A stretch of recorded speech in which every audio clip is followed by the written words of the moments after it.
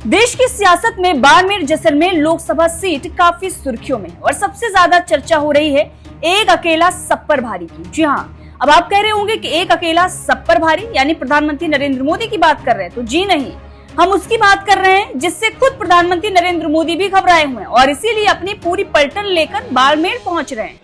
बड़े बड़े बाबाओं को बुलाया गया और अगर जो प्रोग्राम की डेट है वो आपको बताएंगे कि किस तरीके से बीजेपी के सारे स्टार प्रचारक जो हैं, चाहे वो अमित शाह हो या योगी आदित्यनाथ हो, स्मृति ईरानी हो या सनी देओल हो, सभी जो है वो बाड़मेर की तरफ अपना रुख जो है वो मोड़ चुके हैं। और ये इसलिए क्योंकि रविंद्र सिंह भाटी से बीजेपी और कांग्रेस दोनों थर-थर कांप रही है।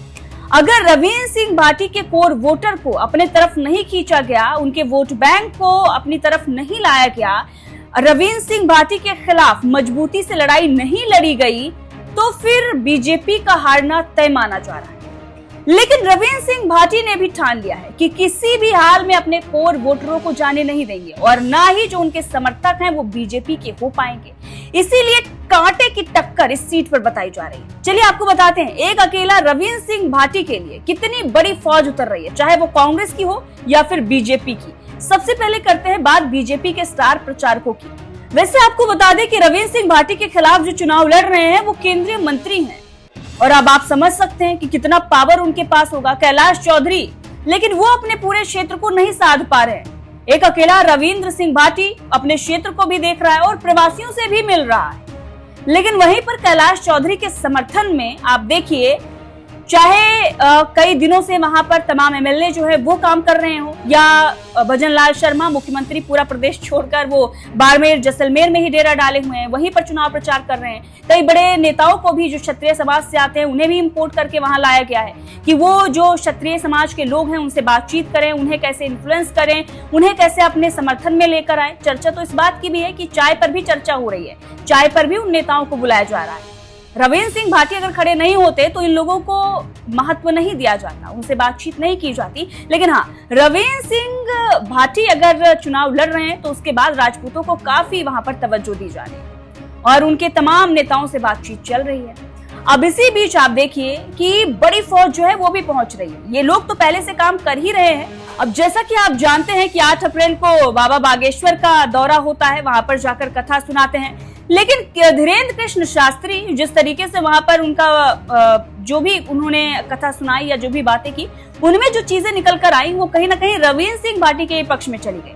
चाहे वो नवरात्रि की बात हो कि रामनवमी कब आती है, उससे भी जिस नंबर पर बटन दबाना है वो नंबर भी पता चल गया। 9 नंबर पर सेब का निशान देखकर आपको वोट करना है। अब उनके जो बाबा बागेश्वर के बयान है, जो उनके कथा की क्लिप है, वो भी सोशल मीडिया पर काफी वायरल हो रही है। तो वो भी माहौल जो है वो रविंद्र सिंह भाटी के पक्ष में ही बना कर आ गए। भले ही बीजेपी के लिए चुनाव प्रचार करने गए हों, वैसे ऑफिशियल तौर पर तो चुनाव प्रचार करने नहीं गए थे, कथा सुनाने गए थे, लेकिन चुनावी माहौल में और क्या होता है ये बात आप समझ सकते हैं। अगर ऐसा हम कहेंगे तो फिर हो सकता है आपत्ति हो जाए।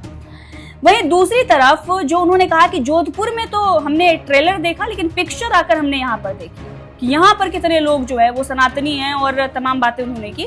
तो भीड़ उन्हें जो बाड़मेर में दिखाई दी उससे भी उन्हें अंदाजा लग गया कि यहाँ पर मामला थोड़ा गर्म है और इसीलिए यहाँ पर फौज उतारी जा रही है, बाबाओं को बुलाया जा रहा है। और अब आप देखिए लिस्ट में जो आगे नाम है उन पर भी गौर करिए। 9 तारीख को उप मुख्यमंत्री जो है उनका भी दौरा होता है। 10 तारीख को उप मुख्यमंत्री दिया कुमारी जाती हैं।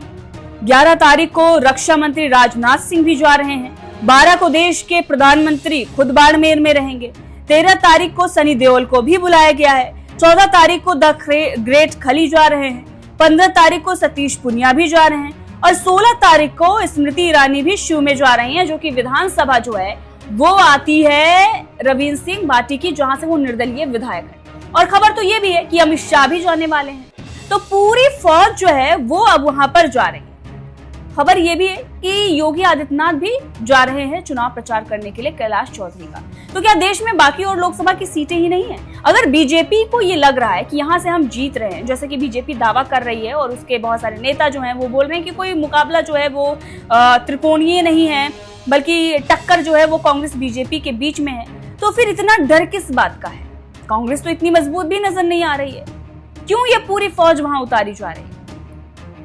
डर सिर्फ एक ही बात का है, वो है रविंद्र सिंह भाटी। और रवींद्र सिंह भाटी ने सिर्फ बाड़मेर जैसलमेर में ही गेम नहीं बिगाड़ा है, बल्कि मास्टर स्ट्रोक उन्होंने गुजरात, महाराष्ट्र, तमिलनाडु और कर्नाटक में भी चल दिया है। और इस मास्टर स्ट्रोक से अगर सबसे ज्यादा नुकसान किसी को हो रहा है तो वो नुकसान बीजेपी का हो रहा है। आप क्या सोचते हैं इस मामले को लेकर, कमेंट करके जरूर बताइएगा।